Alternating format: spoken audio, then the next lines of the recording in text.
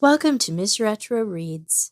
Has anyone's summer been as busy as mine? Let me know in the comments. I couldn't miss my reading with you, though. And this Wednesday, I thought I'd put a pause on Poirot and tell you a story that I read when I was younger and found pretty spine-chilling. It's called A Terribly Strange Bed by Wilkie Collins.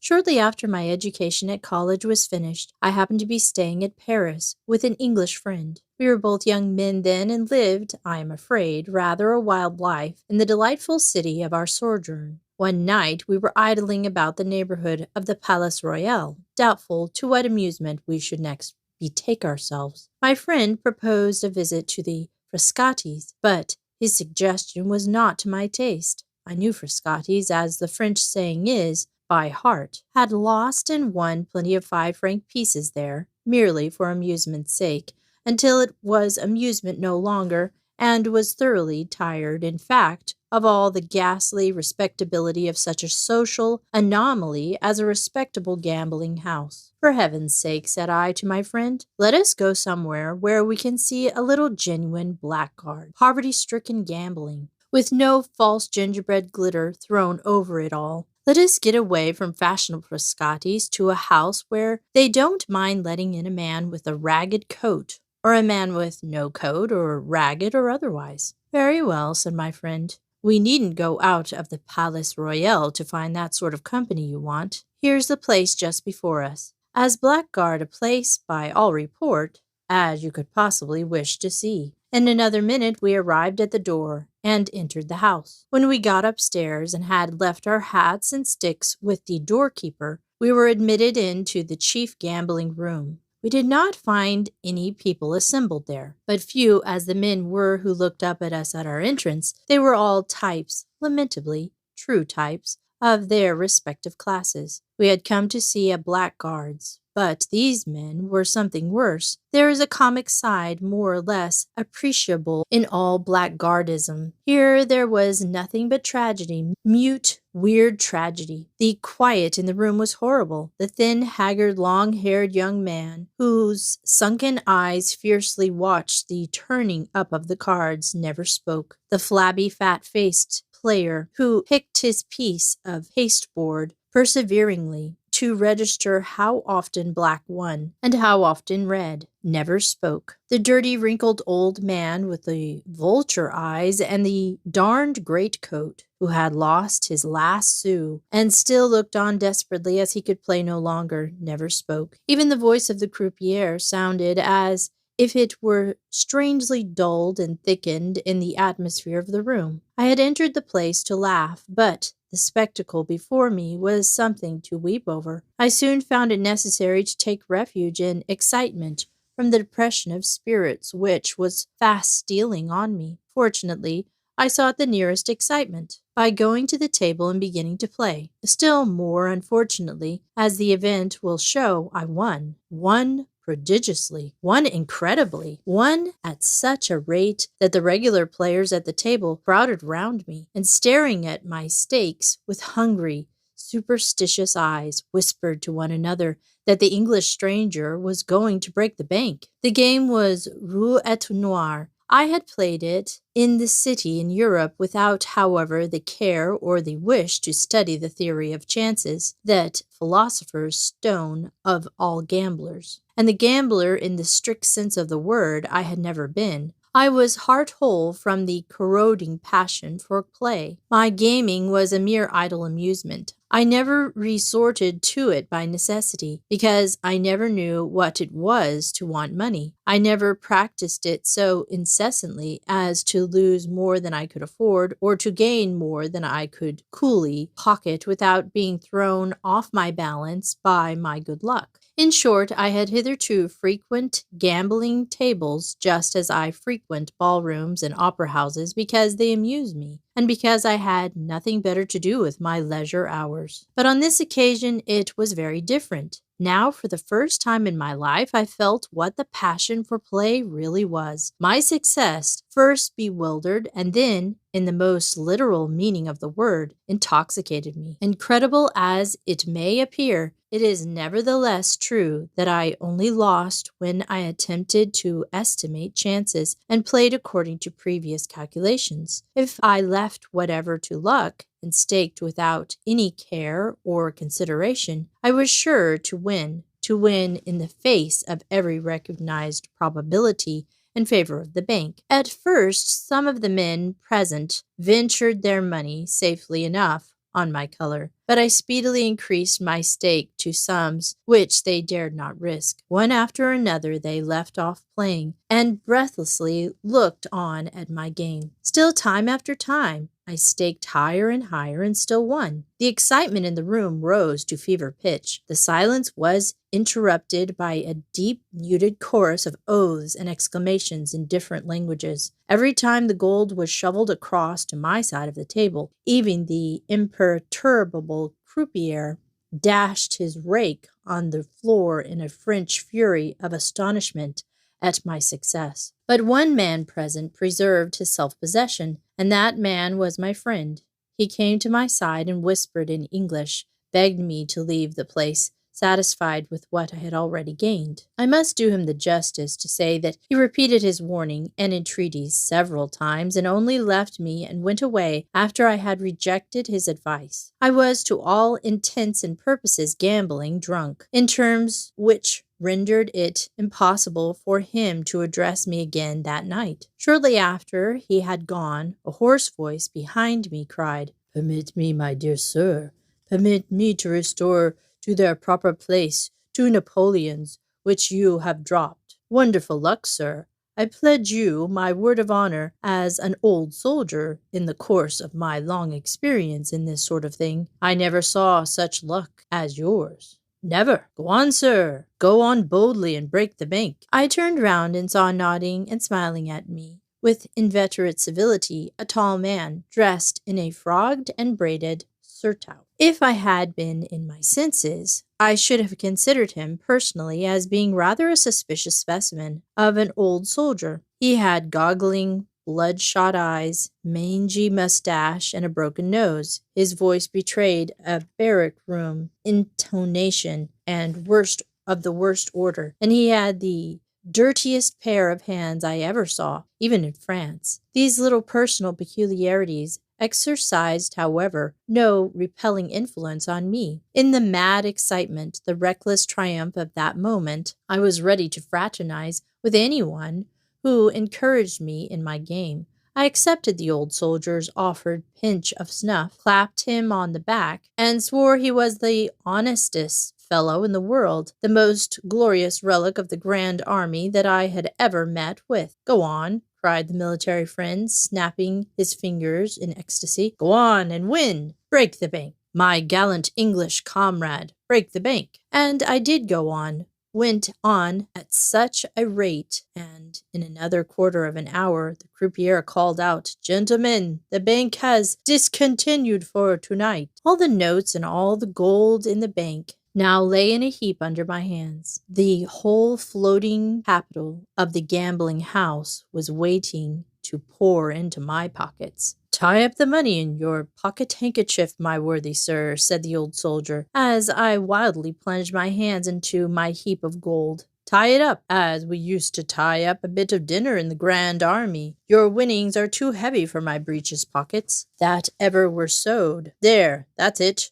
Shovel in, notes and all. What luck! Stop! Another Napoleon on the floor. Ah, Napoleon, have I found thee at last? Now, then, sir, 2 tight double knots each way with your honorable permission, and the money safe. Feel it? Feel it, fortunate sir? Hard and round as a cannonball. If they had only fired such cannonballs at the Austrians. If they had only. And now, as an ancient grenadier, as an ex-brave of the French army, what remains for me to do? I ask what? Simply this, to entreat my valued English friend to drink a bottle of champagne with me, and toast the goddess Fortune in foaming goblets before we part. Excellent, ex-brave, convivial ancient grenadier, champagne by all means. An English cheer for an old soldier. Ha ha! Hurrah! Hurrah! Another English cheer for the goddess Fortune. Bravo, the Englishman, the amiable, gracious Englishman, in whose veins circulates the vivacious blood of France. Another glass? The bottle is empty. Never mind. Vive la vie. I, the old soldier, order another bottle, and half a pound of bonbons with it. No, no, ex-brave, never ancient grenadier. Your bottle last time, my bottle this. Behold it. Toast away the French army and the great Napoleon, the present company, the croupier, the honest croupier's wife and daughters, if he has any, the ladies generally, everybody in the world. By the time the second bottle of champagne was emptied, I felt as if I had been drinking liquid fire. My brain seemed all afire. No excess in wine had ever had this effect on me before in my life. Was it the result of a stimulant acting upon my system when I was in a highly excited state? Was my stomach in a particularly disordered condition? Or was the champagne amazingly strong? Ex-brave of the French army, cried I in a mad state of exhilaration, I am on fire. How are you? You have set me on fire. Do you hear, my hero of the Austerlitz? Let us have a third bottle of champagne to put the flame out. The old soldier wagged his head, rolled his goggling eyes until I expected to see them slip out of their sockets, placed his dirty forefinger by the side of his broken nose, solemnly ejaculated, "Coffee!" and immediately ran off into an inner room. The word pronounced by the eccentric veteran seemed to have a magical effect on the rest of the company present. With one accord, they all rose to depart. Probably they had expected profit by my intoxication, but finding that my new friend was benevolently bent on preventing me from getting dreadfully drunk, had now abandoned all hope of thriving presently on my winnings. Whatever their motive might be, at any rate they went away in body. When the old soldier returned and sat down again opposite to me at the table, we had the room to ourselves. I could see the croupier in a sort of vestibule, which opened out to it, eating his supper in solitude. The silence was now deeper than ever. A sudden change, too, had come over the ex-brave. He assumed a portentously solemn look, and when he spoke to me again, his speech was ornamented by no oaths, enforced by no finger-snapping, enlivened by no apostrophes or exclamations. "Listen, my dear sir," he said in a mysteriously confidential tone. "Listen to an old soldier's advice. I have been to the mistress of the house, a very charming woman, with a genius for cookery, to impress on her the necessity of making us some particularly strong and good coffee. You must drink this coffee in order to get rid of your little amiable exclamation of spirits before you think of going home. You must, my good and gracious friend. With all the money to take home tonight, it is a sacred duty of yours to have your wits about you. You are known to be a winner to an enormous extent by several gentlemen present tonight, who, in a certain point of view, are very worthy and excellent fellows, but they are mortal men, my dear sir, and they have their amiable weakness. Need I say more? Ah, no. You understand me. Now, this is what you must do. Send for a cabriolet when you feel quite well again. Draw up all the windows when you get into it, and tell the driver to take you home only through the large and well-lighted thoroughfares. Do this, and you and your money will be safe. Do this, and tomorrow you will thank an old soldier for giving you a word of honest advice." Just as the ex-brave ended his oration, the coffee came in, ready, poured out in 2 cups. My attentive friend handed me one of the cups with a bow, and I was parched with thirst and drank it off as a draught. Almost instantly afterwards, I was seized with a fit of giddiness and felt more completely intoxicated than ever. The room whirled around and round furiously. The old soldier seemed to be regularly bobbing up and down before me like the piston of a steam engine. I was half deafened by a violent singing in my ears, and feeling of utter bewilderment, helplessness, idiocy overcome me. I rose from my chair, holding on to the table to keep my balance, and stammered out that I felt dreadfully unwell, so unwell that I did not know how I was to get home. "My dear friend," answered the old soldier, and even his voice seemed to be bobbing up and down as he spoke. "My dear friend, It would be madness to go home. In your state, you would be sure to lose your money. You might be robbed and murdered with the greatest ease. I am going to sleep here. Do you sleep here, too? They make up capital beds in this house. Take one, sleep off the effects of the wine, and go home safely with your winnings tomorrow.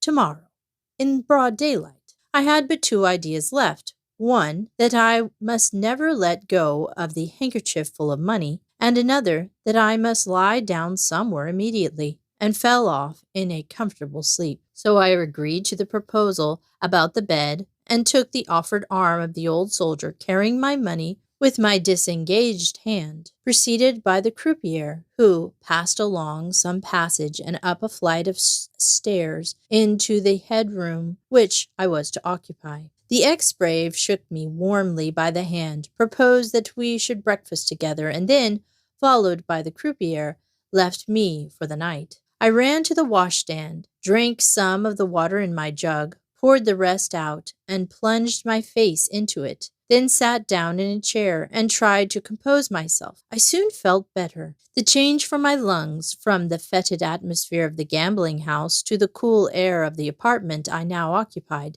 the almost equally refreshing change from my eyes, from the glaring gaslights of the salon to the dim, quiet flickering of one bedroom candle, aided wonderfully the restorative effect of the cold water.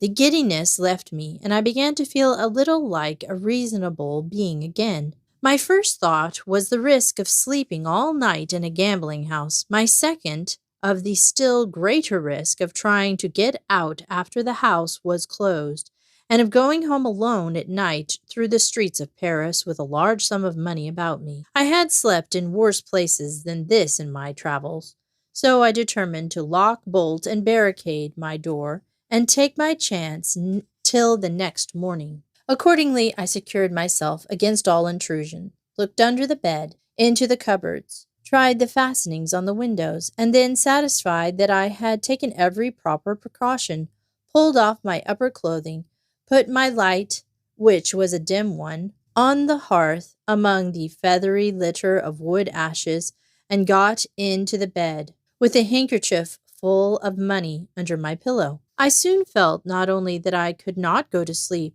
but that I could not even close my eyes. I was wide awake in a high fever. Every nerve in my body trembled. Every one of my senses seemed to be preternaturally sharpened. I tossed and rolled and tried every kind of position, and perseveringly sought out the colder corners of the bed, and all to no purpose. Now I thrust my arms over the clothes. Now I poked them under the clothes. Now I violently shot my legs straight out down to the bottom of the bed. Now I convulsively coiled them up as near my chin as they would go. Now I shook out my crumpled pillow, changed it to the cool side, patted it flat, and lay down quietly on my back. Now I fiercely doubled it in two, set it up on end, thrust it against the board of the bed, and tried a sitting position. Every effort was in vain. I groaned with vexation as I felt that I was in for a sleepless night. What could I do? I had no book to read, and yet, unless I found out some method of diverting my mind, I felt certain that I was in no condition to imagine all sorts of horrors, to rack my brain with forebodings of every possible and impossible danger. In short, to pass the night in suffering all conceivable varieties of nervous terror. I raised myself on my elbow and looked about the room, which was brightened by lovely moonlight pouring straight through the window, to see if it contained any pictures or ornaments that I could at all clearly distinguish. While my eyes wandered from wall to wall, a remembrance of La Mistress' delightful little book, Voyage autour de la Chambre, occurred to me. I resolved to imitate the French author and find occupation and amusement enough to relieve the tedium of my wakefulness by making a mental inventory of every article of furniture I could see, and by following up to their sources the multitude of associations which even a chair, a table, or a washstand may be made to call forth. In the nervous, unsettled state of my mind, At that moment, I found it much easier to make my inventory than to make my reflections, and thereupon soon gave up all hope of thinking in the La Mistress' fanciful track, or indeed of thinking at all. I looked about the room at the different articles of furniture and did nothing more. There was first the bed I was laying in, a four-poster bed of all things in the world to me, with in Paris, yes, a thorough, clumsy British four-poster, with a regular top lined with chintz, the regular fringed valance, all round, the regular stifling, unwholesome curtains, which I remembered having meticulously drawn back against the posts without particularly noticing the bed when I first got into the room. Then there was the marble-topped washstand, from which the water I had spilled, in my hurry to pour it out, was still dripping, slowly and more slowly, on the brick floor. The two small chairs,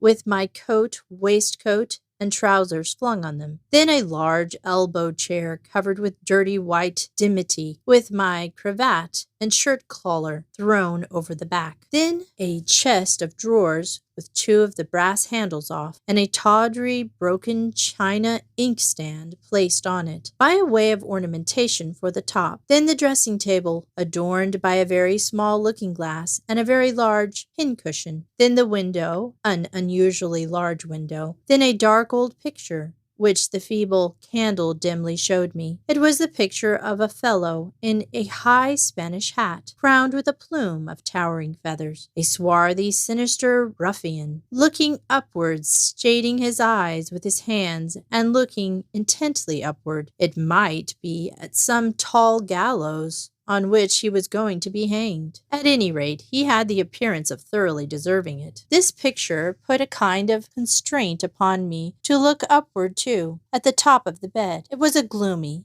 and not an interesting object, and I looked back at the picture. I counted the feathers in the man's hat. They stood out in relief, 3 white, 2 green. I observed the green of his hat, which was of a conical shape, according to the fashion supposed to have been favored by Guido Fawkes. I wondered what he was looking up at. It couldn't be the stairs. Such a desperado was neither astrologer nor astronomer. It must be the high gallows that he was going to be hanged presently. Would the executioner come into possession of his conical crowned hat and plume of feathers? I counted the feathers again, 3 white and 2 green. As I still lingered over this intellectual employment, my thoughts insensibly began to wander. The moonlight shining into the room reminded me of a certain moonlight night in England, the night after a picnic party in Welsh Valley. Every instant of the drive homeward through lovely scenery, which the moonlight made lovelier than ever, came back to my remembrance, though I had never given the picnic a thought for years, though if I had tried to recollect it, I could certainly have recalled little or nothing of that scene long past. Of all the wonderful faculties that help to tell us we are immortal, which speaks the sublime truth more eloquently than memory, here was I in a strange house of the most suspicious character, in a situation of uncertainty and even of peril, which might seem to make the cool exercise of my recollection almost out of question. Nevertheless, remembering quite involuntarily places, people, conversations, minute circumstances of every kind, which I had thought forgotten forever, which I could not possibly have recalled at will, even under the most favorable circumstances, and what cause had produced, in a moment, the whole of this strange, complicated, mysterious effect. Nothing but some rays of moonlight shining in my bedroom window. I was still thinking of the picnic, of the merriment on the drive home, of the sentimental young lady who would quote Clyde Harold because it was moonlight. I was absorbed by these past scenes and past amusements, when in an instant the thread on which my memories hung snapped asunder. My attention immediately came back to the present things more vividly than ever, and I found myself, I neither knew why nor wherefore, looking hard at the picture again. Looking for what? Good heavens, the man had pulled his hat down on his brow. No, the hat itself was gone. Where was the conical crown? Where the feathers? 3 white, 3 green. Not there. In place of the hat, the feathers, what dusky objects was it that now hid his forehead, his eyes, his shading hand? Was the bed moving? I turned my back and looked up. Was I mad, drunk, dreaming, giddy again? Or was the top of the bed really moving down, sinking slowly, regularly, silently, horribly, right down, throughout the whole of its length and breadth, right down upon me as I lay underneath? My blood seemed to stand still. A deadly, paralyzing coldness stole all over me as I turned my head round on the pillow and determined to test whether the bed top was really moving or not by keeping my eye on the man in the picture.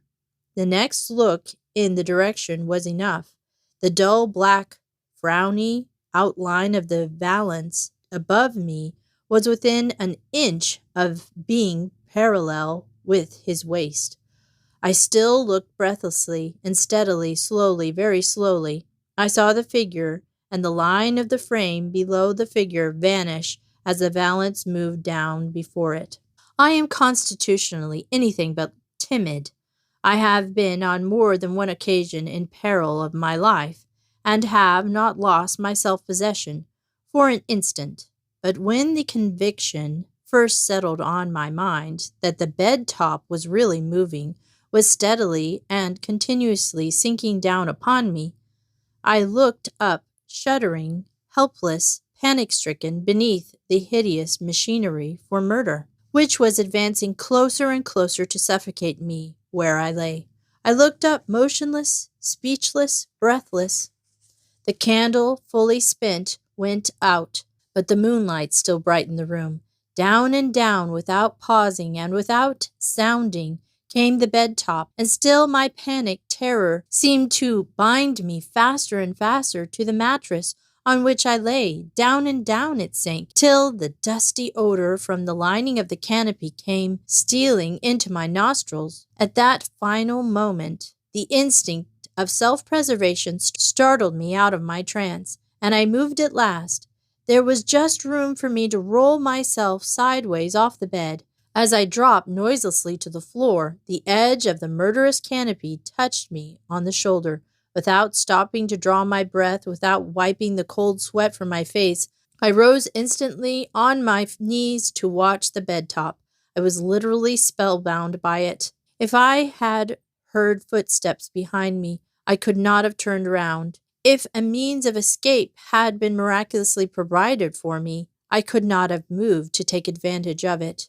The whole life in me was, at that moment, concentrated in my eyes. It descended, the whole canopy, with the fringe round it, came down, down, closed down, so close that there was not room now to squeeze my finger between the bed top and the bed. I felt at the sides, and discovered that what had appeared to me from beneath to be the ordinary light canopy of a 4-poster bed was in reality a thick, broad mattress, the substance of which was concealed by the valance and its fringe. I looked up and saw the 4-poster rising hideously bare. In the middle of the bed top was a huge wood screw that had evidently worked it down from the hole in the ceiling, just as ordinary pressure at work down on the substance selected for compression.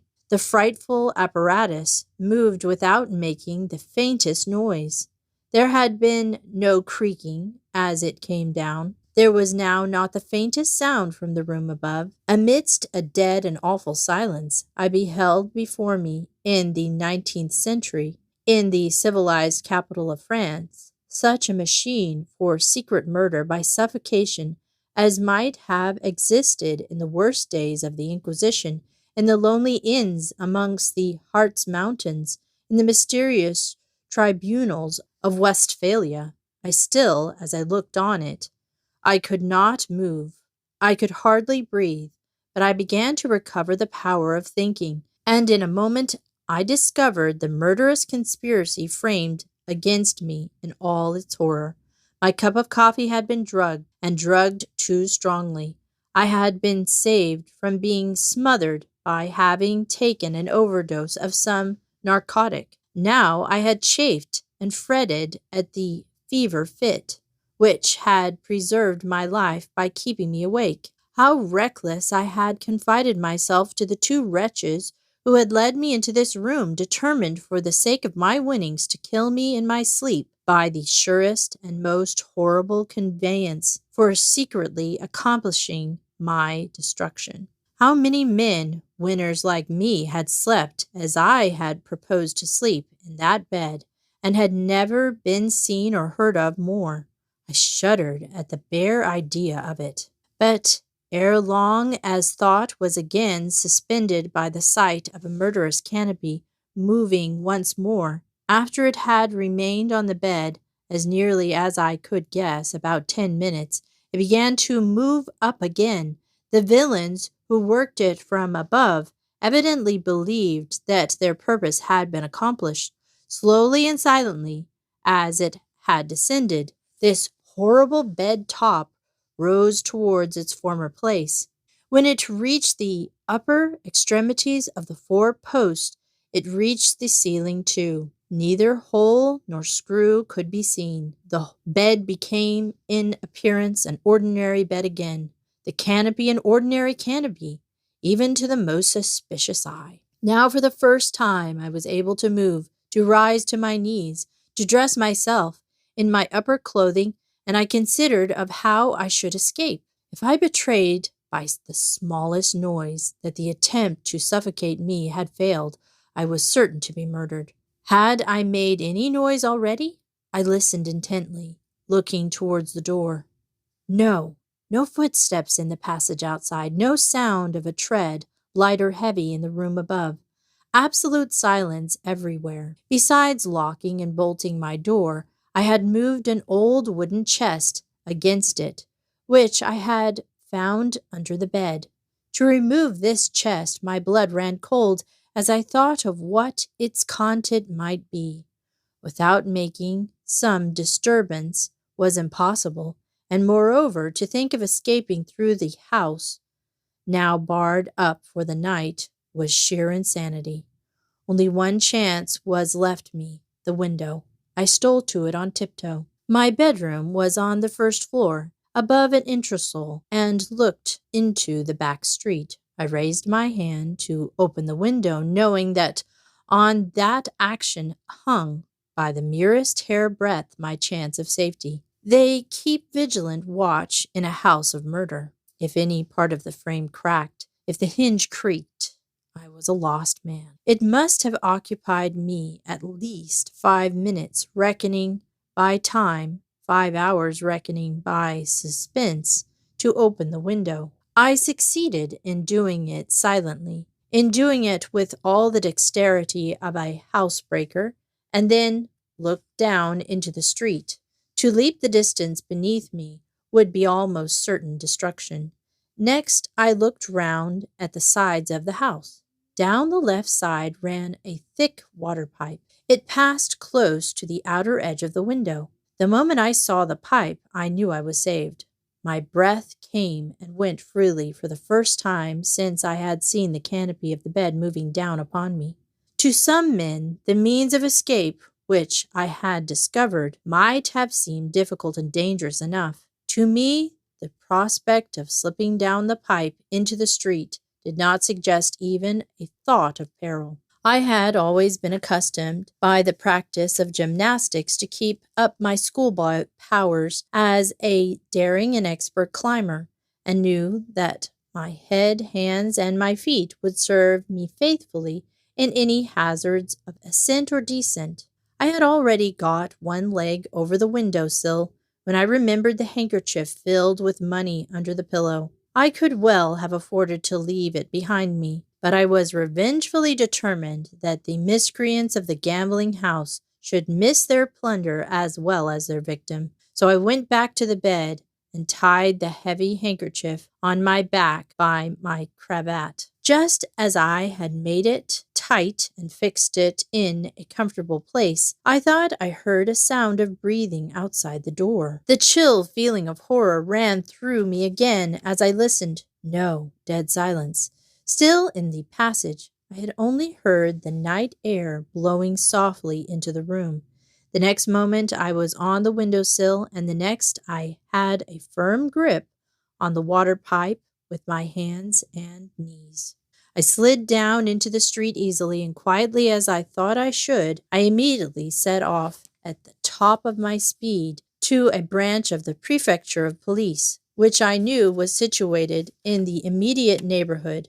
A sub-prefect and several picked men among his subordinates happened to be up, maturing, I believe, some scheme for discovering the preparatory of a mysterious murder which all Paris was talking of just then, when I began my story in a breathless hurry, in very bad French.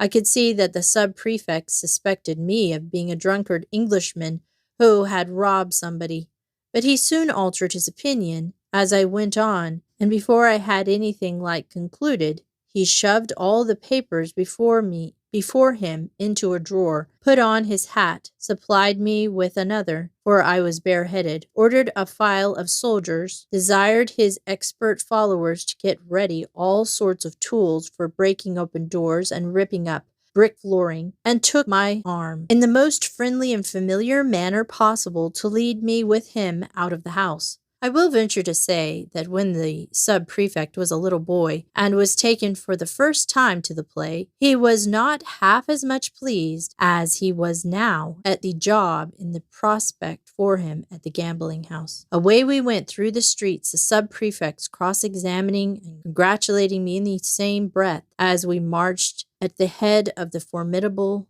posse. Sentinels were placed at the back and front of the house the moment we got to it. A tremendous battery of knocks was directed against the door. A light appeared at the window. I was told to conceal myself behind the police, and then came more knocks, a cry of "Open in the name of the law!" At the terrible summons, bolts and locks gave way before an invisible hand, and the moment after the sub-prefect was in the passage confronting a waiter, half-dressed and ghastly pale. This was the short dialogue which immediately took place.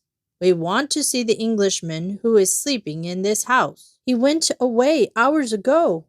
"He did no such thing. His friend went away. He remained. Show us his bedroom." "I swear to you, monsieur, he is not there." "I swear to you, monsieur le garçon, he is. He slept here. He didn't find your bed comfortable. He came to us to complain of it. Here he is among my men, and here am I ready to look for a flea or two in his bedstead." Calling to one of the subordinates and pointing to the waiter, "Collar that man and tie his hands behind him. Now then, gentlemen, let us walk upstairs." Every man and woman in the house was secured, the old soldier the first. Then I identified the bed in which I had slept, and then we went into the room above. No object that was at all extraordinary appeared in any part of it. The sub-prefect looked round the place, commanded everybody to be silent, stamped twice on the floor, called for a candle, looked attentively at the spot he had stamped on, and ordered the floor there to be carefully taken up. This was done in no time.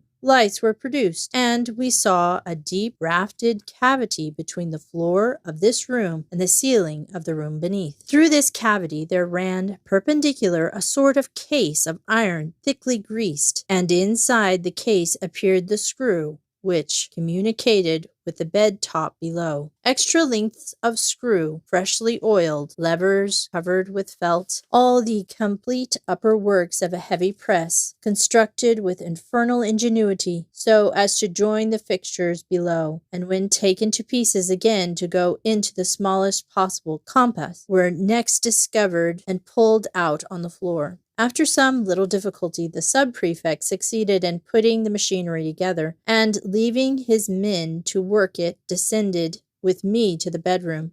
The smothering canopy was then lowered, but not so noiselessly as I had seen it lowered. And then I mentioned this to the sub-prefect. His answer, simple as it was, had a terrible significance. "My men," said he, "are working down the bed top for the first time. The men whose money you won were in better practice." We left the house in the sole possession of 2 police agents, every one of the inmates being removed to prison on the spot. The sub-prefect, after taking down my words to his office, returned with me to the hotel to get my passport. "Do you think," I asked as I gave it to him, "that any men have really smothered in that bed as they tried to smother me? I have seen dozens of drowned men laid out at the morgue," answered the sub-prefect, "in whose pockets books were found, letters stating that they had taken their lives in the Seine because they had lost everything at the gambling table. Do I know how many of these men entered the same gambling house that you entered, won as you won, took that bed as you took it, slept in it, were smothered in it, and were privately thrown into the river, with a letter of explanation written by the murderers and placed in their pocketbooks? No man can say how many or how few have suffered the fate from which you have escaped. The people of the gambling house have kept their bedstead machinery a secret from us, even from the police. The dead kept the rest of the secret for them. Good night, or rather good morning, Monsieur Faulkner. Be at my office again at 9 o'clock. In the meantime, au revoir. The rest of my story is soon told. I was examined and re-examined. The gambling house was strictly searched all through from top to bottom. The prisoners were separately interrogated, and 2 of the less guilty among them made a confession. I discovered that the old soldier was the master of the gambling house. Justice discovered that he had been drummed out of the army as a vagabond years ago, that he had been guilty of all sorts of villainies since, that he was in possession of stolen property which the owners identified, and that he, the croupier, another accomplice, and the woman who had made up my coffee were all in the secret of the bedstead. There appeared to be some reason of doubt whether the inferior persons attached to the house knew anything of the suffocating machinery, and that they received the benefit of that doubt by being treated simply as thieves and vagabonds. As for the old soldier and his 2 head myrmidons, they went to the galleys. The woman who had drugged my coffee was imprisoned for I forgot how many years. The regular attendants of the gambling house were considered suspicious and placed under surveillance, and I became for 1 whole week, which is a long time, the head lion in the Parisian society. My adventure was dramatized by 3 illustrious playmakers, but never saw theatrical daylight, for the censorship forbade the introduction on the stage of correct copy of the gambling house bedstead. One good result was produced by my adventure, which any censorship must have approved. It cured me of ever again trying roulette noire as an amusement. The sight of a green cloth with packs of cards and heaps of money on it will henceforth be forever associated in my mind with the sight of a bed canopy descending to suffocate me in the silence and darkness of the night. The end. I hope you enjoyed that. I really liked the part where he was describing the man in the picture. It seems like that's something you do when you can't sleep at night. You just think about things for a long time. Well, join me back here next Wednesday for another story. And then Sunday, we've got a religious story. And thanks for listening to Miss Retro Reads.